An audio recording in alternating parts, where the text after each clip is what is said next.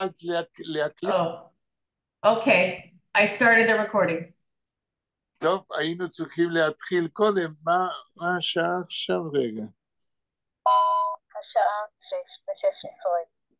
כן, אנחנו כבר מפגרים ב-16 דקות, היינו צריכים להתחיל ב-6, כמו שאנחנו מתחילים תמיד, כי מה שאמרנו, דוסוס מירום גזוקט, ביזהר, wegen Striegler, die Pseudonymen seine, ist sehr wichtig, כדי sich zu bekennen mit Striegler, dem Journalist.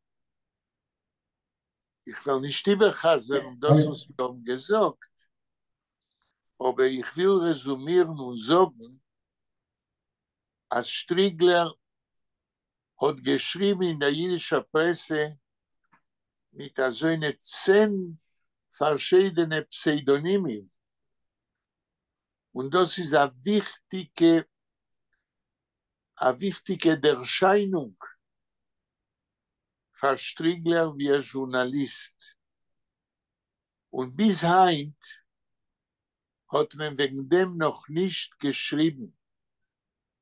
Und für was Striegler hat geschrieben mit Pseudonymen und nicht nur mit seinem eigenen Namen. Eine von den Siebes ist, als Striegler wie ein Journalist hat gefühlt, als in der jüdischen Presse darf man schreiben wegen dem, was allein, nur allein ist mesugel zu schreiben. Und davon hat gedruckt Artikel mit anderen Namen, mit Pseudonymen למשל, Striegler hat במשך Jahren reagiert auf der hebräische Presse in Medinas Israel und geschrieben Artikeln mit einem Pseudonym.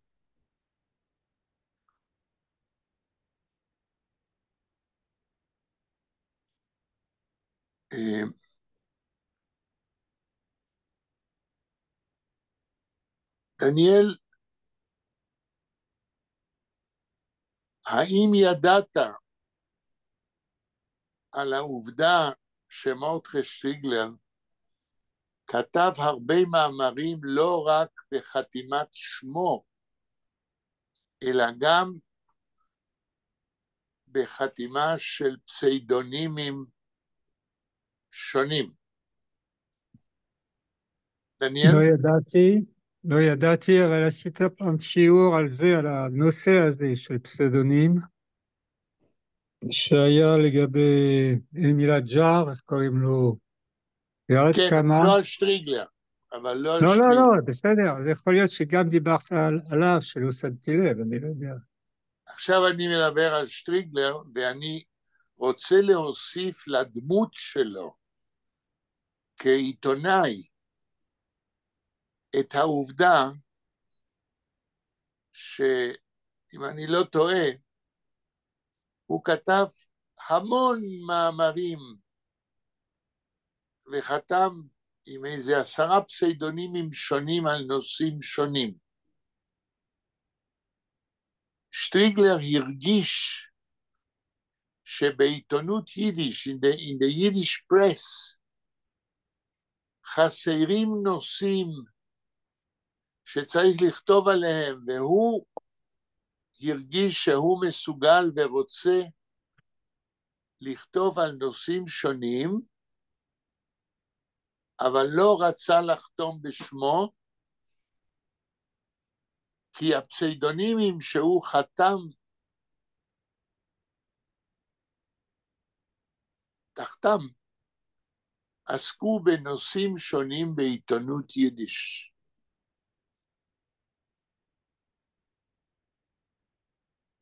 אפשר להגיד ששטריגלר היה מפעל של אדם אחד בעיתונות יידיש. והוא הרגיש שבעיתונות יידיש, איפה שיש קשר ישר עם הקהל הקורא עיתונים בעולם ובארץ, חסרים נושאים שהוא רצה לכתוב עליהם, ולכן הוא חתם בפסיידונימים. ואני פעם נתתי רשימה שלמה של הפסיידונימים של שטריגלר עצמו.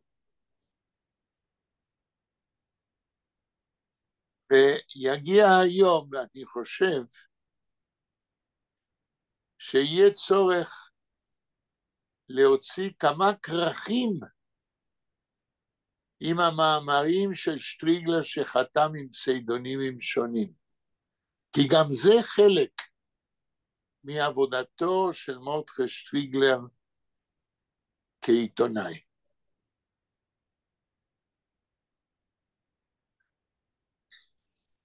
למה הוא השתמש בפסדונים? השאלה שלך למה השתמש בפסיידונימים, דיברתי על זה לפני שבאת, ואני לא יכול עכשיו לחזור על זה. אבל כשהגעת, אני אמרתי בקיצור, מכיוון ששטריגלר הרגיש שבעיתונות יידיש חסרים נושאים שרק הוא רוצה ומסוגל לכתוב עליהם. כמו למשל, להגיב על עיתונות עברית במדינת ישראל, שאותה הוא היה קורא על בסיס יומי ושבועי. שטריגלר ידע בדיוק מה כתוב בעיתונות העברית, יום יום וחודש חודש. Was gewesen sein Pseudonym in Yisrael, in die Zeitungen, die hebräische? זו שאלה טובה. אני כרגע לא נמצא לפניי כל הרשימה של הפסיידונימים, כן? וזוהי שאלה חשובה, מה ששאלת. אני כרגע לא זוכר בדיוק,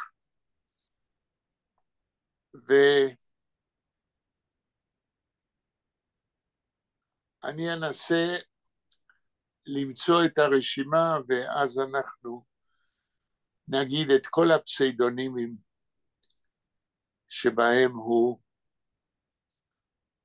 השתמש. Ist gewesen ein Freund von Yitzhak Bashevis Zingern. Es ist gewesen ein Freund. Meine Frage ist, ihr fragt, ob Mordechai Strigler ist gewesen ein Chaver von Bashevis Zinger. Mein Tshuve ist, als wenn Strigler ist במשך Jahren gewesen der Redaktor von Vorwärts, hat euch gedruckt die Erzählungen von Bashevis Zinger.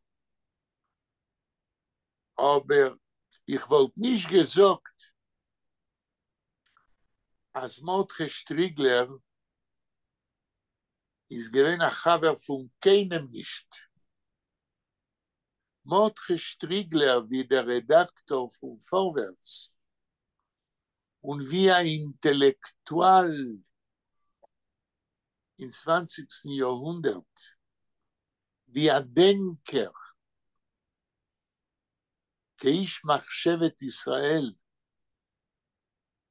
ist gewesen, wollt ihr gesagt, eine spezielle Kategorie zwischen die jüdischen Schreiber.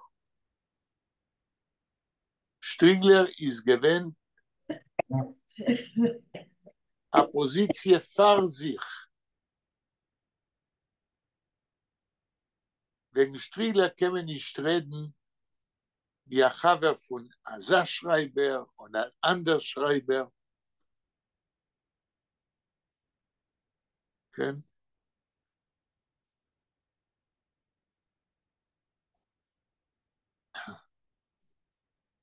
כן. Ich will jetzt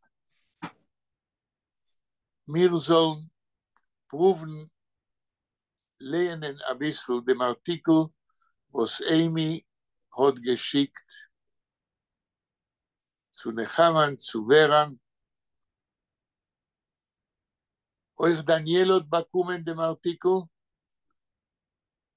wegen Ben-Gurion und der Frage, wer ist Aid? דניאל? מה?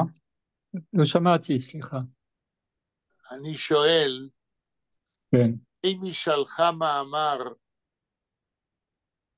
על השאלה של בן גוריון ל-51 אינטלקטואלים בעולם, מי הוא יהודי? האם היא שלחה גם לך? האמת לא שמתי לב, אני מניח שכן, אבל לא... טוב, תראה, אם שולחים לך או לא שולחים לך, כדאי שתבדוק. מכיוון שאנחנו עכשיו עומדים להתחיל לקרוא. נחמה, המאמר מולך, ורה, המאמר מולך. רגע, מאמר של שטרינגלר? לא, המאמר שאימי שלחה. לא, אבל אני אשתדל עכשיו לפתוח אותו. תבדקי, נחמה, יש לך? Yeah, I just have to do the share screen. Ein minute. share screen, ותתחילי לקרוא. עכשיו, הדבר המעניין הוא, זהו מאמר שנכתב על מה שבן גוריון עשה. יש גם ספר שהופיע. אנחנו לא ניכנס לכל הפרשה, אבל תקראי את השם של המחבר ואת שם המאמר. נחמה. Okay, just a minute. I have to just... ומתי זה נכתב? Just I have it on the screen, but it says your screen sharing is paused. And I don't know why. Can you, Vera and Daniel, can you see it or no? Can you see it on the screen? No. I have it from an email that she sent. אני יכולה לפתוח. את רוצה? אוקיי, כן. אני אשתדל. רגע.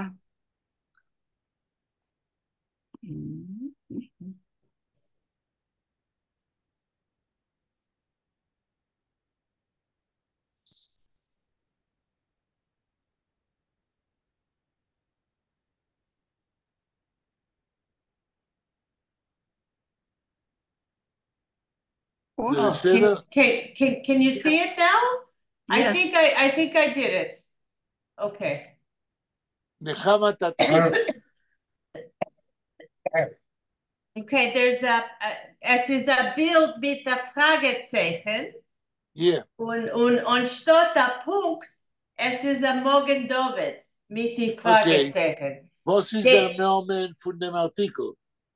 David Ben-Gurion asks 51 Jewish scholars, who is a Jew? Und es ist geschrieben, on the 45th anniversary of the Israel... Where is the Mechaber? Oh, Shalom Goldman. אומרים משהו על המחבר?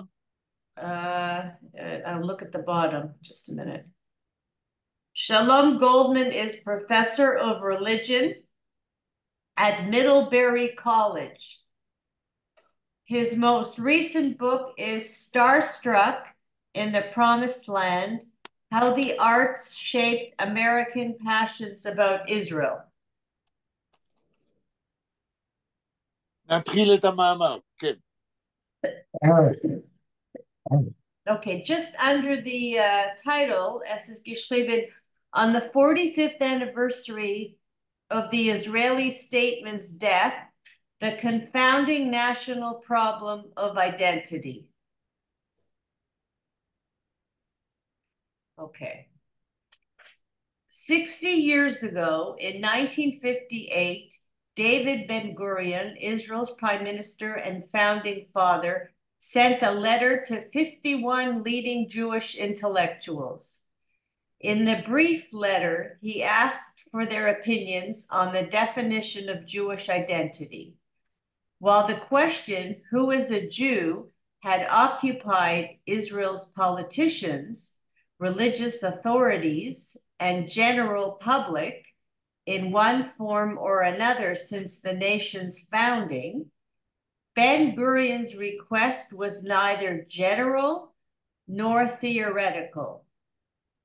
He pointedly asked his correspondents how to register the religion and nationhood of the children of mixed marriages when the father is Jewish and the mother is not Jewish and has not converted, but both parents agree to have the child registered as a Jew. In the 10 years that he had led the Israeli government, Ben-Gurion had not presented a group of scholars with a direct question of such consequence, and the responses he received, although written more than a half century ago, are still relevant today. אוקיי, מה שנחמה קראה עכשיו, זהו הרקע, the background, של מה שמרדכי שטריגלר עשה. כמו שאמרתי לכם לפני כמה פגישות, בן גוריון לא פנה למרדכי שטריגלר. הוא פנה ל-51 אינטלקטואלים, אבל מרדכי שטריגלר לא היה ביניהם. וכאשר שטריגלר ראה את הפנייה של בן גוריון, הוא החליט שגם הוא יענה לשאלה של בן גוריון. והשאלה של בן גוריון הייתה שאלה שקשורה לבעיה פרקטית במדינת ישראל. כמו שהמחבר כתב בהתחלת המאמר הזה, מה עושים עם ילדים של זוג שהאבא הוא יהודי והאימא היא לא יהודייה ולא התגיירה? האם הילדים האלה יכולים להיחשב או לא כיהודים? ולכן בן גוריון שאל 51 אינטלקטואלים לפני כעשרות שנים, איך אנחנו מגדירים מיהו יהודי? על הרקע הזה, on this background, שטריגלר פרסם את המאמר שאנחנו קוראים בשבועות האחרונים.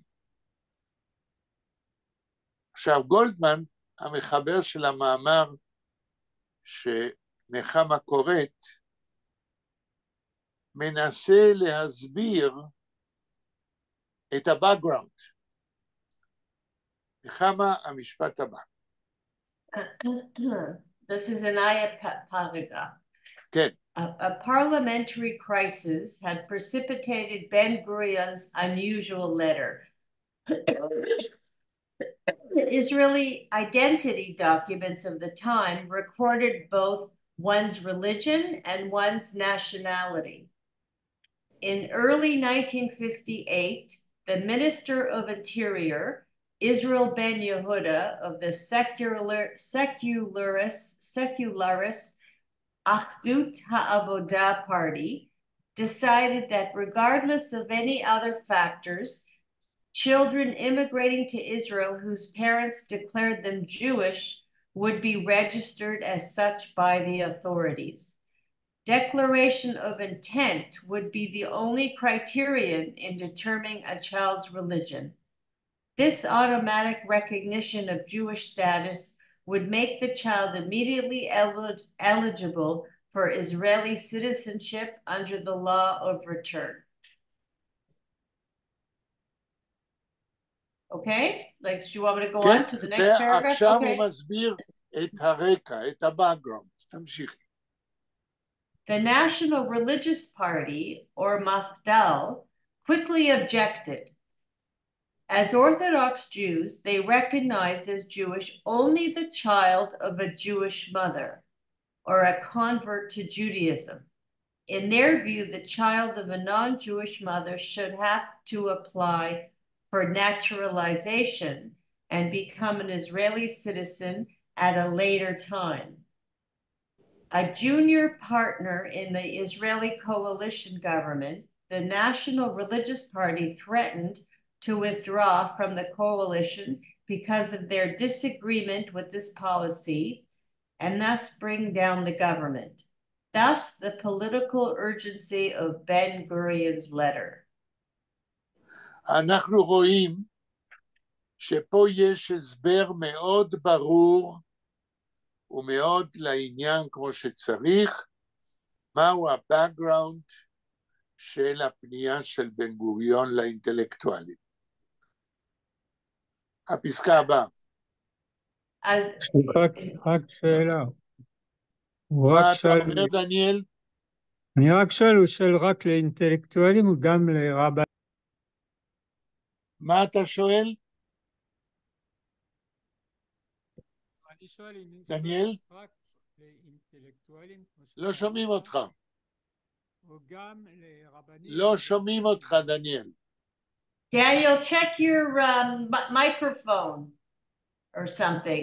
We can't hear you very well. לא שומעים את דניאל. Oh, that's better. מה אתה אומר, דניאל?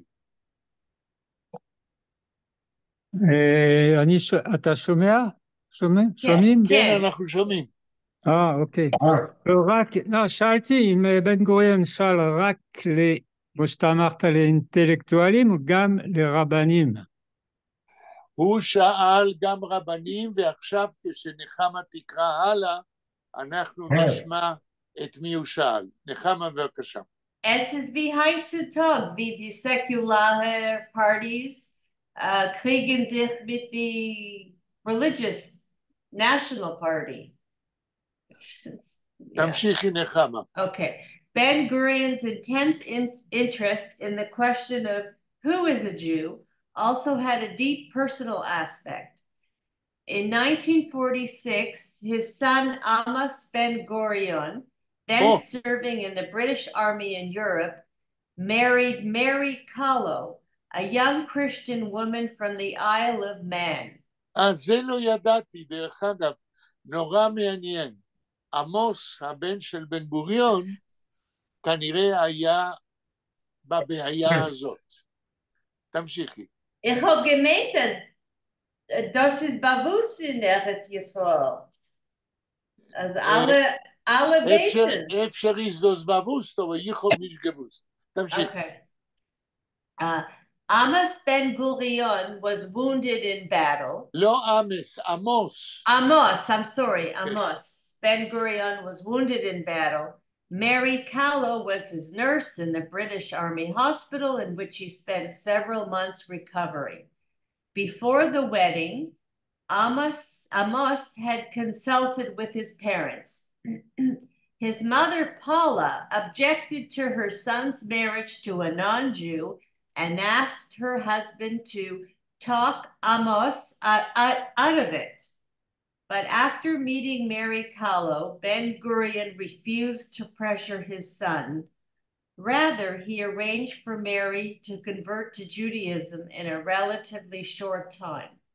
וואו, למדתי, רגע, למדתי משהו נחמה, ואני אגיד למה אני לא ידעתי על זה, ויכול להיות שעוד הרבה אנשים לא ידעו, מכיוון שעמוס בן גוריון, הבן של בן גוריון, בכל מה שאני קראתי על בן גוריון, ובכל מה שקראתי על ההיסטוריה של מדינת ישראל, הוא מופיע, עמוס בן גוריון, as a sidewalk figure, לא כאישיות בכלל, נדמה לי שהוא היה קשור למשטרה, לא מדברים עליו, כמעט ולא מזכירים אותו.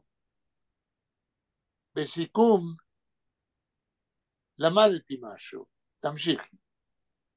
Okay, Rabbi Joachim Prinz, P-R-I-N-Z, an American Reform rabbi, then visiting London, supervised the conversion, and the marriage went ahead as planned.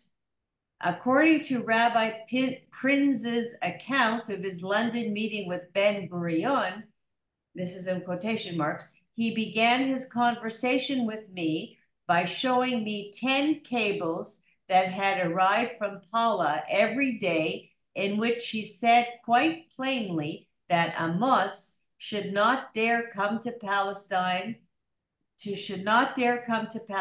with a non-Jewish wife unless she had converted to Judaism.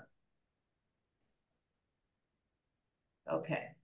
The irony of this family drama was that Paula Ben Gurion, an American Jewish woman who adapted to Israeli culture with considerable difficulty, was very clear about her opposition to the imposition of rabbinic law in Israel. Asked by a visiting American journalist if she kept a kosher home, Paula said, "I buy kosher food in the market, but make it treif at home." Oh, so she also had her, she wasn't so, okay. But despite her disdain for the dietary laws, she wanted her son Amos to abide by the taboo against marriage to Goyim. Rabbi Prince's conversion enabled Amos Ben Gurion and Mary Callow to have a Jewish wedding in England, but by bypassing the Israeli rabbinic authorities, Ben Gurion deepened the antipathy of the Orthodox Jewish establishment toward his political leadership. Okay. So he didn't go through the Israeli rabbinic authorities. Right. Okay.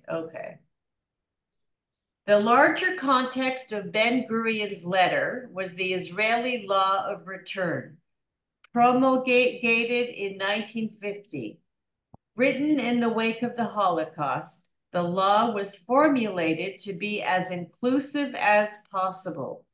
If refugees could show they were of Jewish ancestry, they would be admitted to the recently established state of Israel and granted citizenship. As Israeli sociologist Baruch Kimmerling has noted, this law was considered the true embodiment of Zionism, the creation of... דרך אגב, ברוך קימרלינג היה אחד הסוציולוגים החשובים במדינת ישראל ובאוניברסיטה העברית. ברוך קימרלינג, לא כל כך מכירים אותו, אבל הוא כתב ספרים חשובים ביותר, אף על פי שהוא, ברוך קימרלינג, היה על כיסא גלגלים, היו לו בעיות של, איך אומרים באנגלית, he was, הוא היה נכה, כן? והוא התנהל באוניברסיטה העברית על כיסא גלגלים, אבל הוא היה אינטלקט מבריק.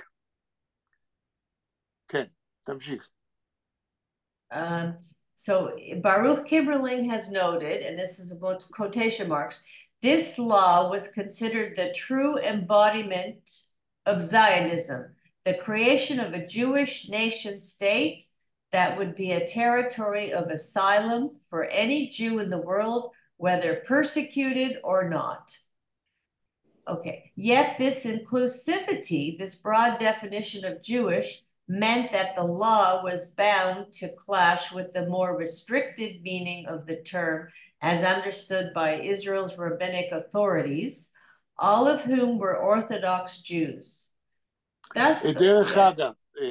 דרך אגב, המאמר הזה, לדעתי, הוא חשוב ביותר. עוד לא קראתי מאמר כזה על האספקט האישי של בן גוריון עם השאלה שלו. עד היום חשבתי שהשאלה של בן גוריון היא שאלה לגלית במדינת ישראל, ללא כל קשר אישי עם משפחתו. אבל עכשיו, גולדמן הזה, המחבר, מאיר אספקט מאוד מעניין וחשוב בכל הפרשה. תמשיך. Thus, the law became a constant source of conflict. As Usher Cohen noted, from the founding of Israel onwards, the law of return was at the center of all debates about Jewish and Israeli identity. So the law of return is very important, according to this essay. Yeah. Of course.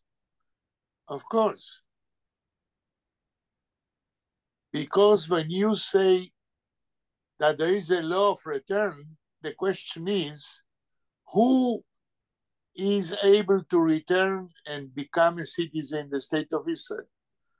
So the law of return says every Jew can return to the state of Israel, but who is a Jew? That's the problem. תמשיך. In his letter, Ben-Gurion reminded his interlocutors of the details of the law. After first stating that in Israel there is no discrimination on the basis of religion, he then went on to note, however, Jews alone enjoy a special extra privilege afforded by the law of return. But who is a Jew? Again, the question pops up. Who is a Jew? Okay. Immediately upon arrival in Israel, and after expressing a desire to settle here, they automatically and instantly become Israeli citizens. This, however, clause seemed to some observers to refute the contention that there is no discrimination in Israel. Israel afforded no such privileges to those Arabs who had remained in the state of Israel after the 1948 war. Okay, now he's bringing that in. Okay, nor did it permit Arabs who had fled or been exiled during that war to return. But Ben-Gurion and his respondents did not address this issue. By common consensus, they seem to agree that the law of return was not discriminatory. Israel was a Jewish state, and one's Jewishness determined whether one would be accepted as a citizen. Okay. אני חייב להגיד, this is a brilliant article, very clear and very to the point, and I never read a better article about the problem. תמשיך. Who's Usher Cohen? He says, אשר כהן הוא היסטוריון מאוניברסיטת חיפה, כן? היסטוריון ידוע מאוניברסיטת חיפה, שהתמחה בתולדות יהודי צרפת. כן? אני לא יודע אם הוא עוד חי, אבל הוא היה היסטוריון חשוב. כן. Okay. Toward the end of his letter, Ben-Gurion revealed his own vision of Israeli Jewish identity. In Israel, efforts must be made to increase shared and unifying properties and eliminate as far as possible those that separate and divide. Okay, Ben-Gurion went on to contrast the diaspora, where marriages with non-Jews were considered a threat to Jewish continuity, and the state of Israel, where these marriages could lead to the assimilation of non-Jews into the Jewish people, particularly in families in which the children of mixed marriages have immigrated to Israel. Okay. So I guess Ben-Gurion is saying that in the diaspora, maybe it was a threat, but in Israel, maybe it was a less of a threat because they could, in the mixed marriage, the non-Jewish partner could integrate. Exactly. בדיוק. So Israel lends itself to allowing the non-Jewish partner or spouse, and that's true. That is very true, even now. Even now. זה נכון. But it's true, but it's very relative. Because the state of Israel itself is becoming less Jewish. So there is no guarantee that the Israeli society could absorb non-Jews without harm to the Jewish state. I'm going to say something. Okay, when you finish, I just want to mention something. Okay. I mean, we talk about mixed marriage, right? But we're not saying who's mixing with, like, who were the Jews mixing with? Like German, Swedish. They don't specifically say. Non-Jews. But, no, I know, but non-Jews can also mean Arabs, Christians, Arabs, Muslims. Of course. But they don't talk about that. Right. Would that be? It was too early. זה היה מוקדם מדי לדבר על בעיה שכיום היא יותר ויותר קשה לגבי mixed marriages עם ערבים. כן. Okay. Let's see where we are. Okay. Okay, thus, maybe I read this, but okay. Thus, in Ben-Gurion's view, intermarriage was a positive move for Israelis.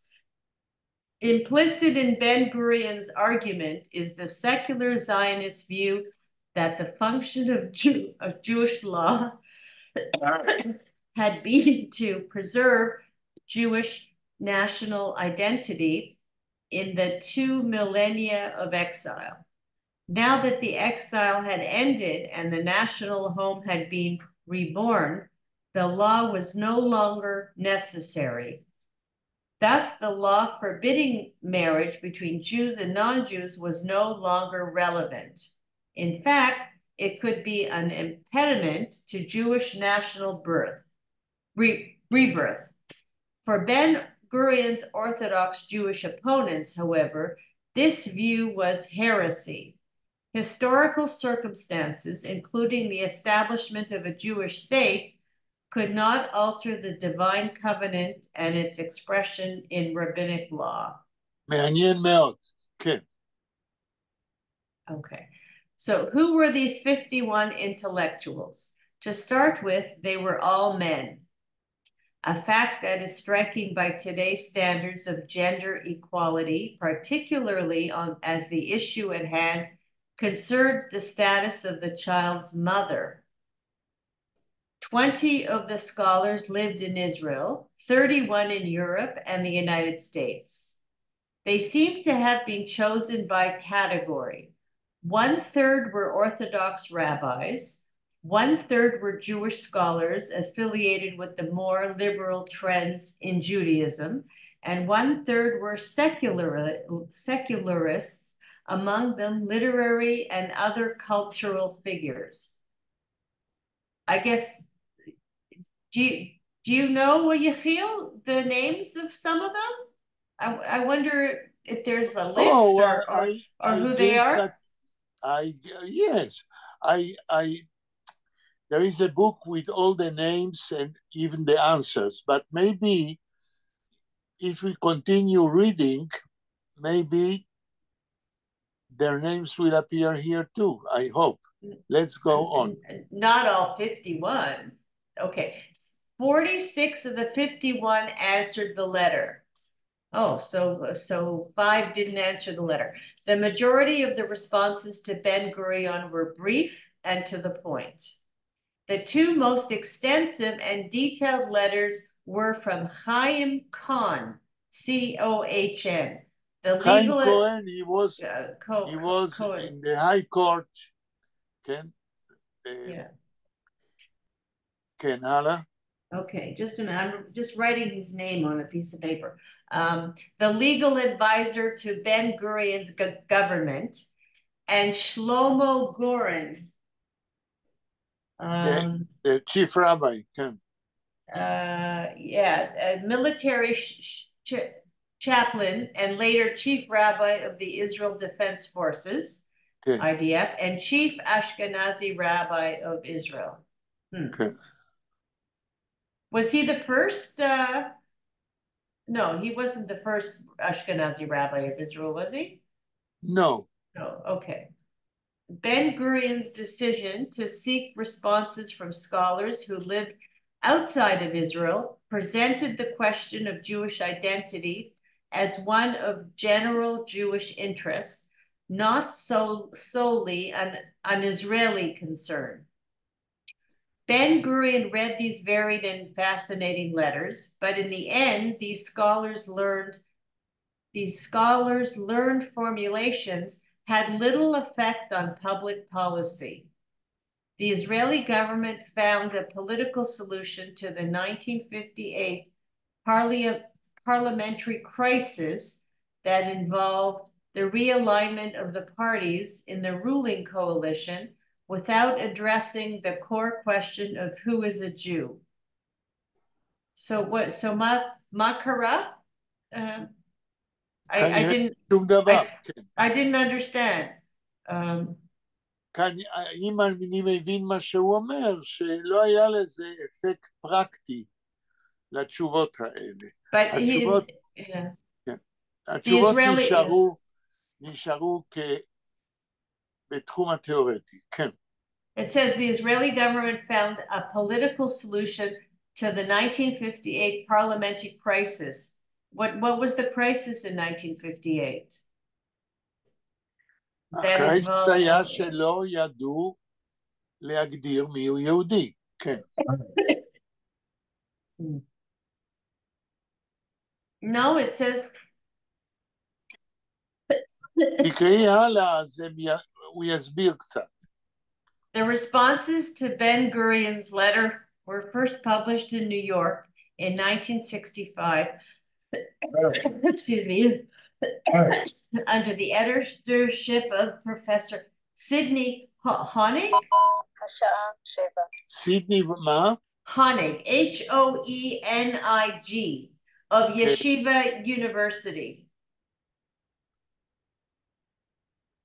Okay. In addition to the letters, that volume included essays by Orthodox Jewish scholars affiliated with the Rabbinical Council of America. The book, with the title Jewish Identity, Who is a Jew, was published in a second edition in 2013. Oh, that's very, very interesting. Right. It was published in English, I think, yeah. In both editions, the tone of the presentation is quite clear and somewhat polemical. The editors, wishing to buttress the case for the Orthodox definition of Jewish identity, point out that of the 46 opinions received by Ben-Gurion, 38 called for following Jewish law regarding the registration of children, namely following the mother's religion. In 2002, Israeli sociologist Eliezer Ben Raphael published these letters in a less polemical and more scholarly edition under the title Jewish Identities, 50 Intellectuals Answer Ben-Gurion. זהו הספר שקודם הזכרתי, והוא מעניין ביותר. הלאה.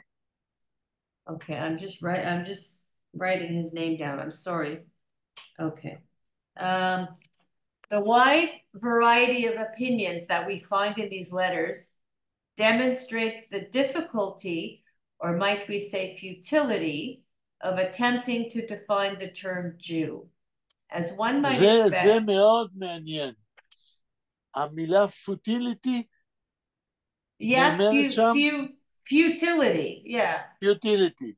זאת אומרת, במשפט הזה, מה שהמחבר של המאמר אומר, להגדיר מיהו יהודי, אנחנו לא נוכל להגדיר בעזרת התשובות. וכאן נכנס המאמר של שטריגלר, שהוא לדעתי תשובה מעניינת ומיוחדת במינה, ואנחנו עוד נקרא הלאה בשבוע הבא. תמשיך. As one might expect, the scholars' responses fall into three broad categories that mirror the categories of Ben-Gurion's choice of respondents. For Orthodox Jews, the definition of a Jew was simple, precise, direct, and specific. A Jew was either a child born to a Jewish mother or a person who converted to Judaism under the direction of an Orthodox rabbi. This standard was immutable, with no exceptions possible. As one rabbi noted, answering the question, who is a Jew, did not require great erudition. Okay. So there wasn't much to think about for the Orthodox scholars. It was just, yeah.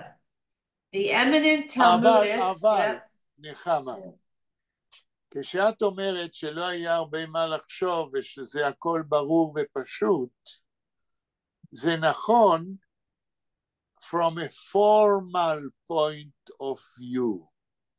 ומה שמרדכי שטריגלר ינסה לעשות במאמר שלו, זה להגדיר מי יהודי, not from a formal point of view, but from a point of view where you can say יהודי זה מישהו שהקונטנט של הקונשיוסנס שלו הוא הדבר החשוב. לא האם הוא עבר גיור או לא עבר גיור, או נולד מאמא יהודייה.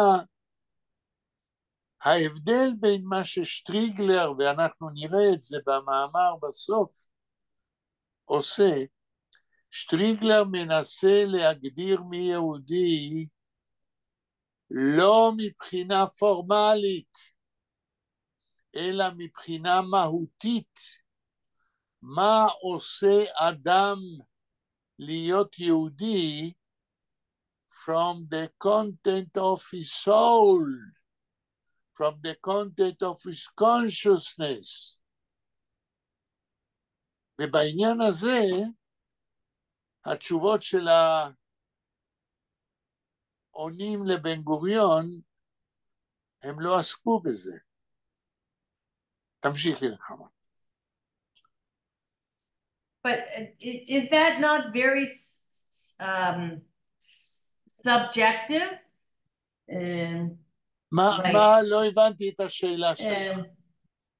Like, is it, es ist der Mensch, was guckt aufeinander, der Jid, was guckt aufeinander Jid und tracht zu sich allein, oh, ist ein Jid, sie ist ein Jid, weil sie haben eine jiddische Consciousness, oder der Jid darf sagen und fühlen sich allein, als hat eine jiddisch Consciousness. Okay. Ist ein Jid für sich allein und keiner wird ihm sagen, ja הבנתי את oder השאלה שלך, הבנתי את השאלה שלך, ושטריגלר במאמר שלו, כמו שאנחנו נראה בשבועות הבאים, עונה לשאלה שלך, ואומר, יש קריטריונים אובייקטיביים, שכל אדם יכול לראות what is the structure of a Jewish consciousness. שטריגלר ייתן הגדרה שכל אדם יכול להגיד, האיש הזה הוא יהודי. זה לא עניין סובייקטיבי. ובגלל זה המאמר של שטריגלר חשוב ביותר, ואנחנו עוד לא הגענו לחלק החשוב. תמשיכי נחמה. Okay, so the eminent Talmudist Rabbi Aaron Kotler, founder of the Lakewood Yeshiva, probably that's a Lithuanian, right? Okay, opened his letter to Ben-Gurion in this way. I am amazed at the fact that a question considering the purity and integrity of the Jewish people, whose preservation is the basis of our existence, should be posed as if it required some other solution or opinion from me. The question has a simple and explicit answer in the Holy Torah. It is clear that a Jew is only someone who is a Jew according to the law of the Torah. Rabbi Kotler goes on to explain what the law is. Only through birth or conversion is one a Jew. Another Orthodox Talmudic scholar, Rabbi Yechiel Weinberg, wrote to Ben-Gurion, this is a new question unimagined by preceding generations. A simple Jew without philosophical predilections or newfound ideologies would shrug his shoulders at this odd question that has arisen in the very generation of national rebirth and the return to our spiritual homeland. Rabbi Weinberg's comment about newfound ideologies was in fact a veiled reference to secular Zionism. He, however, was clearly not against Zionism in all of its forms, as some rabbis of the time were. The reference to national rebirth indicates his allegiance to religious as opposed to secular Zionist ideas. So he was like the religious Zionists now in Israel, right? Right. Okay. Yet for Ben-Gurion and the other secularists in the Zionist leadership, Jewishness was national rather than religious. Okay, I'm not really understanding that difference. Can you maybe explain that? He will explain. If you read on, you go on, maybe he will explain. Okay. תמשיכי קצת. Yeah, I'm just wondering if he means the land or the idea. Okay. Jewishness trumped Judaism. Oh. and Israeliness redefine Judaism. Okay, so it's cultural, maybe. Yeah. Perhaps the most explicitly secular response to Ben-Gurion's letter was that of Chaim Cohen, who had co-authored the Law of Return. Oh, he authored it. Mm-hmm. Yeah. Some years earlier, Cohen wrote to the prime minister, "There is no better way for the state to act than to indicate the religion and nationality of the child as defined by the declaration of the parents." For this legal scholar, a child's parents, not state religious authorities, were the true arbiters of identity. Oh, that's interesting. Cohen asserted that for the purposes of immigration and citizenship, the child follows his parents. Aware that rabbinic law would not accept the child of a non-Jewish woman as a Jew, Cohen argued that the meaning of Jew in Knesset legislation is not identical to its meaning in religious law. Orthodox Jewish scholars were bound to disagree with Cohen on this issue. Okay. So he's saying the parents decide, not the state, not the Orthodox, the parents. Right. Okay. The issue of Jewish-Arab relations within Israel and the status of its Arab citizens did not arise in these extensive and learned deliberations, an oversight perhaps even more surprising than the lack of gender diversity among the co-respondents. One respondent who did address the question of Israeli Arab rights was Akiva Ernst Simon. Akiva Ernst Simon was one of the Jewish German intellectuals. He was the head of the Department of Education in the Hebrew University, and he was the editor of an encyclopedia of Jewish education, אחד מחשובי האינטלקטואלים במדינת ישראל. כן. Okay, so one respondent who did address the question of Israeli Arab rights was Akiva Ernst Simon, a professor at the Hebrew University and a student and colleague excuse me, of the philosophy. Sorry, my asthma's bothering me. A professor at the Hebrew University and a student and colleague of the philosopher Martin Buber. Right.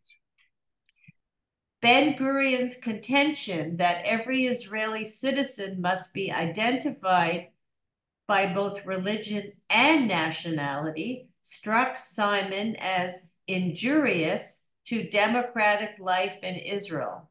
Mm-hmm. Citing the absence of ethnic and religious designations in a United States passport, an absence which he described a conspicuous hallmark of active democracy, Simon argued that the Arab citizens of Israel are entitled to rest assured that the government of Israel is doing all it can to prevent an official document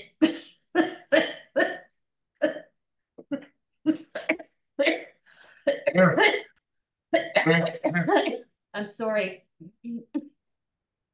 I'm going to just finish this sentence and I can't read it anymore. Let me just go back. Simon argued that the Arab citizens of Israel are entitled to rest assured that the government of Israel is doing all it can to prevent an official document from serving as a potential instrument of discrimination. Professor Simon's warning about the consequences of discrimination against Israel's Arab citizens went unheeded. Okay, I think I'm going to stop. I'm sorry, I just can't read it. כן, אני מבין. Excuse me. אולי ורה יכולה להמשיך? לא, אני מעדיפה לא. אוקיי, אני מבין. דניאל, אתה רוצה להמשיך? לא, כי קשה לי לקרוא, אני עם האייפון פה וזה לא... אוקיי, אז אם ככה, אנחנו נעצור כאן. יש לי בכל זאת שאלה. כן, בבקשה. איך שטריגלר היה, נגיד ככה, לפי הקונספציה שלו, לפי מה שהבנתי, יהודי, מי שמרגיש שהוא יהודי הוא משהו כזה. שאולי לא הבנתי טוב, אבל זה פחות או יותר מה שהבנתי שהוא אמר. אנחנו עוד לא, דניאל, עוד לא גמרנו לקרוא את המאמר של מרדכי שטריגלר, ולכן אנחנו לא יכולים עדיין לסכם שום דבר לגבי טוב. מה ששטריגלר מגדיר מי זה יהודי. לא, בסדר? אבל אני בכל זאת שואל, האם מה שהוא אמר זה היה מעשי, או סתם הוא עשה במלכאות פילוסופיה, אני לא יודע, האם הוא היה מצפה שהרעיון שלו היה יוצא לפועל, אפשר להגיד ככה. אוקיי, התשובה שלי לשאלה שלך, יש לה שני חלקים. החלק הראשון של השאלה שלך שואל, מה המסקנה במאמר של שטריגלר? אנחנו נמצאים רק בשליש הראשון של המאמר, לכן לא קראנו את המאמר עד הסוף, והחלקים החשובים שלו עוד לא קראנו. אז אי אפשר לענות על הצד הזה של השאלה. מה שאנחנו קראנו עד עכשיו של מרדכי שטריגלר, זה היה הדרך איך שהוא מנתח את הבעיה. הוא עדיין לא נתן תשובה על הבעיה כמו שהוא חושב. אנחנו עד עכשיו רק קראנו על הדרך איך ששטריגלר מציג את הבעיה. אתה עם השאלה שלך על דעתו של שטריגלר מיהו יהודי, ממהר יותר מדי, כי עוד לא גמרנו לקרוא ולא הגענו אפילו לחצי המאמר. אז אני לא יכול כרגע לענות לשאלה שלך על דעתו של מרדכי שטריגלר, מכיוון שאנחנו עוד באמצע הקריאה. כן. תחכה קצת עם השאלה הזאת, ואנחנו גם נגיע לתשובה כשנמשיך לקרוא. אני רק שואל אם הוא היה מתכוון שפעם זה יהיה מעשי, הוא דיבר על זה כפילוסוף, נגיד ככה. אז התשובה שלי היא, הוא לא כן. דיבר על זה כפילוסוף, הוא דיבר על זה כעיתונאי גדול, שמנסה להראות איפה הבעיה. הוא לא דיבר כפילוסוף. אם הוא ידבר כפילוסוף, אולי זה יהיה בחצי השני של המאמר, אבל אנחנו עוד לא הגענו לחצי הזה. מה שקראנו עד עכשיו, זה הדרך איך שהוא מציג את הבעיה. עדיין הוא לא מציג את התשובה. אז תתאזר בסבלנות, וכשנמשיך לקרוא את המאמר, אנחנו גם נגיע לתשובה שאתה מבקש.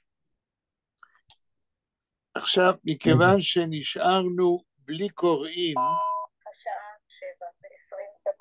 7:20.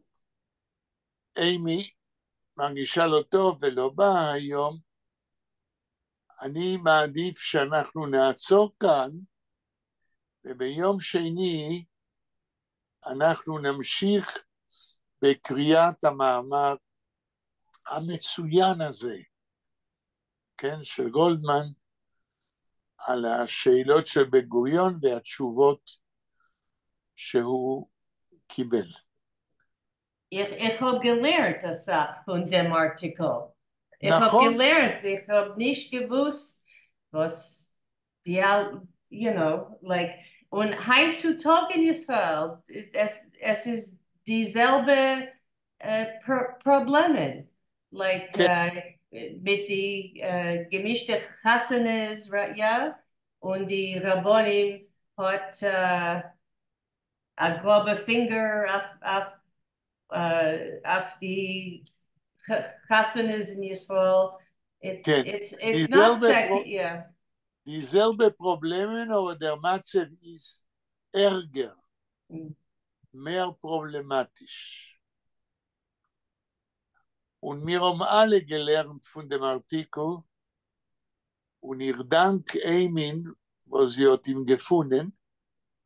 Ich habe ihn nicht gekannt und es ist ein wichtiger Artikel und ihr dürft ihm abhitten, weil von ihm kämen Tage lernen sehr Sach euch verheitige Probleme. Okay, wir werden nicht... I'm going to stop the recording.